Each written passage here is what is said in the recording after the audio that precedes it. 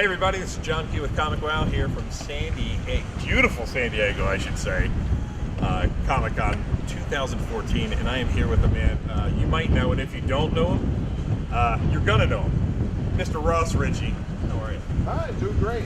Good to see you. And for people who don't know you, tell us about your little studio that you started up, and if I am correct, you started it up in your spare bedroom of your apartment? That's right, yes. Okay, tell us about Boom. 2005, 9 years ago, I started Boom Studios in the spare bedroom of my apartment. I was talked into doing this by Keith Giffen, the legendary comic book artist, who thought it was a good idea, and I thought he was crazy. But I was a huge Keith Giffen fan, and I figured if Keith thought it was a good idea, then maybe I should put some time and energy into it. And so we literally went out for beers, and he tried to give me too many beers to talk me into it. And the next morning I woke up and I thought, if Keith Giffen thinks you should publish comics, you should. And that's how we got started. So you and I were talking off air. He and I were talking off air about this, and you said that you got up one morning and you sent your first email to who? To Diamond. To Diamond, okay. To solicit the first book, Diamond Comic Distributors are distributing. And you said that you waited nervously on the couch for about a good 45 minutes, and I said, I was convinced that I had ruined my life. It was the worst decision I could have made. so being scared then, my question that I wanted to ask you, and wait till now so everybody can hear it, is what did the email say and when did it come back to you? Oh, the response? The response. Yeah. The response was they had accepted the submission of the solicitation, and it was a very business-like email, which was actually sent to me by Philip Sablick, who is our president of Publishing and Marketing now. All right. And so it all went very well, and the initial orders on the first book went really well. But at the time that I submitted the book, I was convinced that no one would buy it, and we would all die in a fiery car crash, and that our life as we knew it was over. So you can tell I don't really have good instincts. So when it came back, all right, was it a day or two later, a week later? Yeah, it was probably like, I think he sent an email immediately that was like, hey, I got this, thank you. And a couple days went by and then he replied. All right, and then when you got that, where were you and what did you do? Were you jumping up and down, yelling and screaming? Oh, no. I had gone from like complete and utter panic to just sort of mitigated, all-inclusive anxiety. So it was just, from sweating, from like a nervous. 12 out of 10 to just like a 9 out of 10. Like I was fully in the doom cycle for probably 6 months. And when you're starting a venture, it's hard, and you make a lot of mistakes. And so, and there was a lot of projects that worked and projects that didn't. So sort of like being in a place where I anticipated getting curb stomped or punched in the face constantly was good because it happened. It didn't happen on everything. But it was a good place to be mentally and emotionally to prepare for what eventually would work, because then when something worked, you could be jubilant. It was when the orders came back on that particular email, I was jubilant. Well, see, there we go. That's what we like. Celebration. Yeah, I'm sure it was. So tell me about the growth of Boom over these from that email, from that first order to literally where we are standing right now at San Diego in 2014. Tell me about it. Well, for me, it's always been about figuring out. I've always been interested in how you progress and how you grow. And so the first comic book that I ever published, I never published a comic book. I never edited a comic book.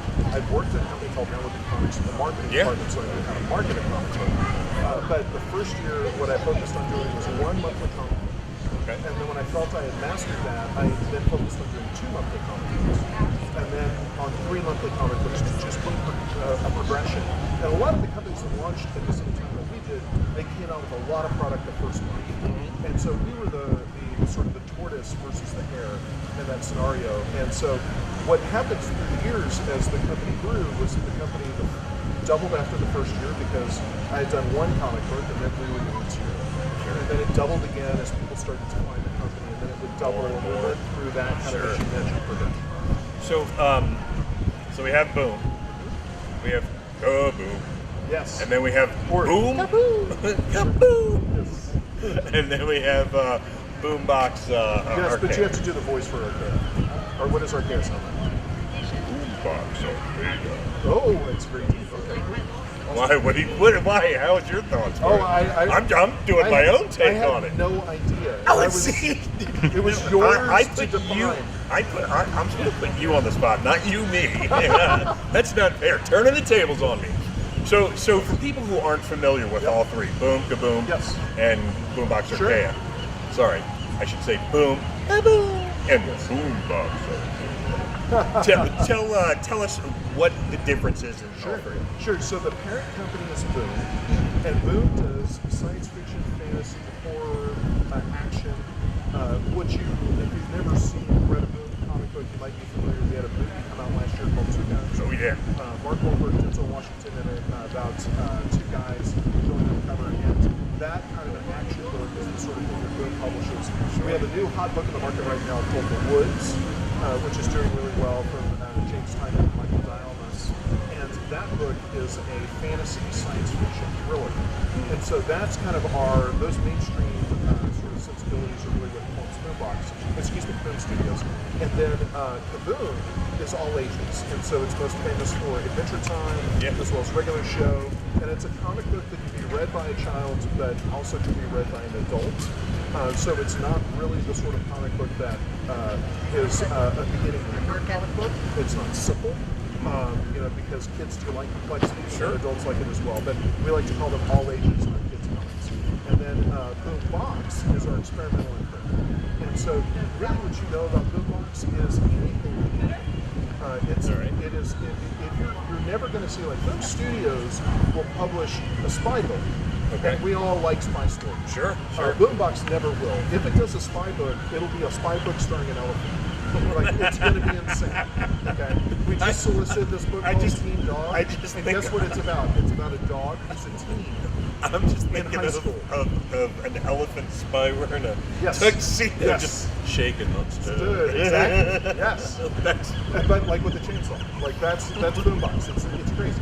And then Archaea is a very prestigious imprint that has really high production values. Sure. And does a lot of fantasy. It's famous for doing Jim Henson comics. Yeah. Archaea published Tale of Sand, which is an unproduced Jim Henson screenplay. And of course, Archaea is very famous for Mouse Guard, which is best described as Lord of the Rings with mice. Yeah, absolutely.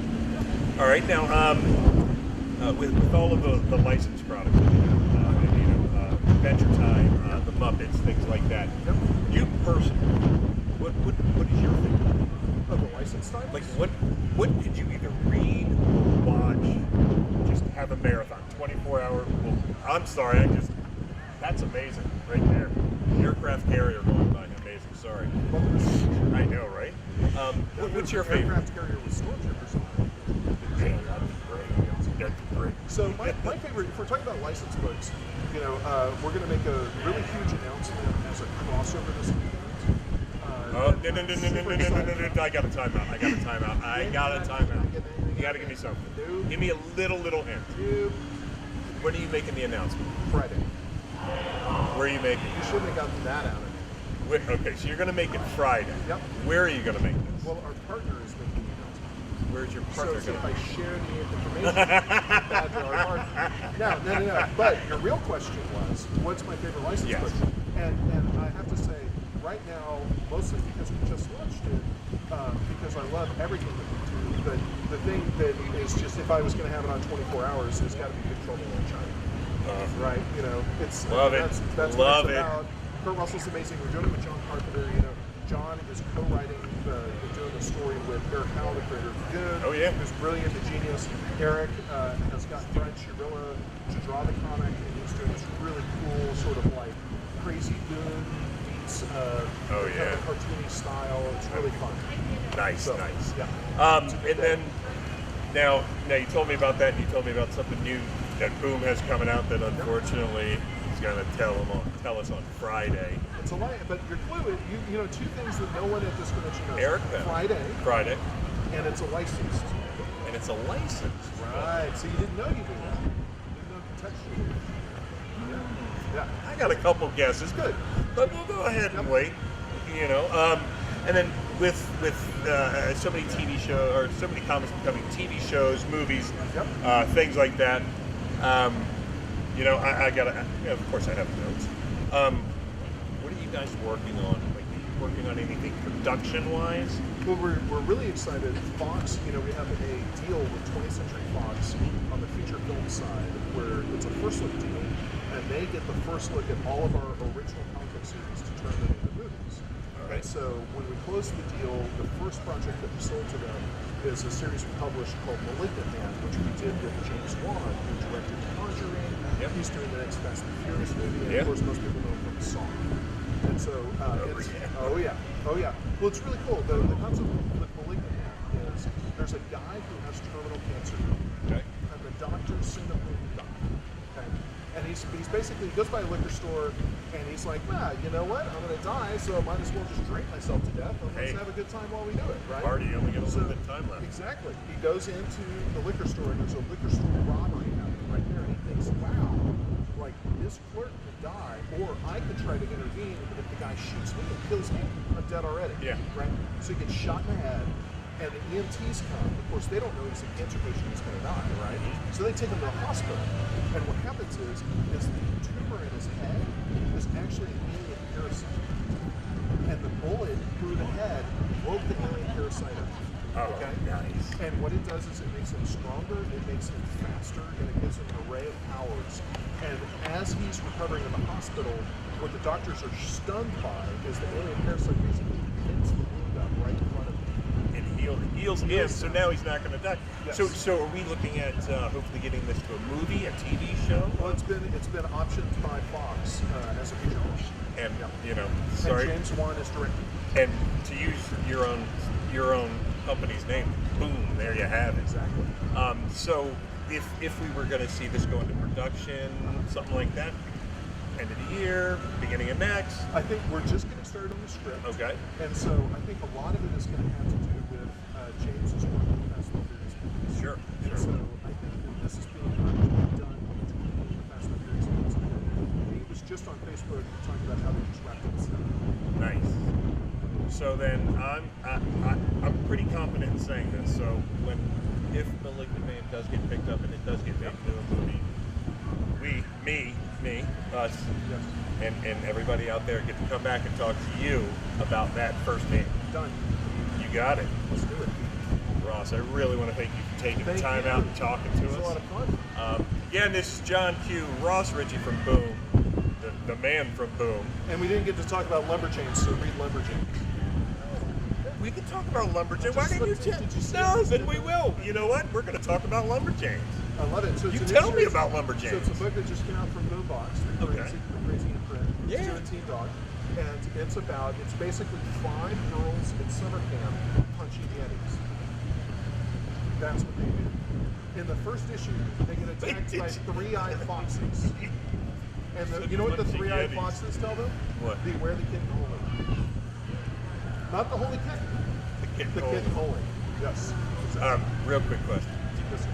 Drug test before you hire people over there, do you drug test? No, I just put them in Boombox. You need I'm like, no, you're not in studios. You're in Boombox. I put them in a box. So Lumberjanes, we got Lumberjanes going on. How is that being received? It is a huge hit for us. Good. It is Good. being celebrated, and it's very exciting. And it was written and drawn by Tina Leonard, which we know in the comic books is unusual. Yeah, no, So what we're extremely. what we're seeing You know on what, Twitter is bringing a lot of it's an female up readers. and coming thing, which is good, and I like it. I have 2 daughters who are 19 and 20, and I like it because more women that are out there, more women that are being seen, more companies like you who are publishing women and getting them out there, showing people like my daughters, even smaller children. Hey, you can do this too. You have an idea. Absolutely, draw it, make it. Yep. So I definitely have to say I like that. Something we're very excited about. Good. Well, All again, right. here. Hey, Ross, I Thank really you. want to thank you. This is John Q, Ross Richie, Boom Studios. John Q from ComicWow coming to you from San Diego Comic Con We love 2014. ComicWow. Hey, thank you. We love you. you too. We'll catch you later.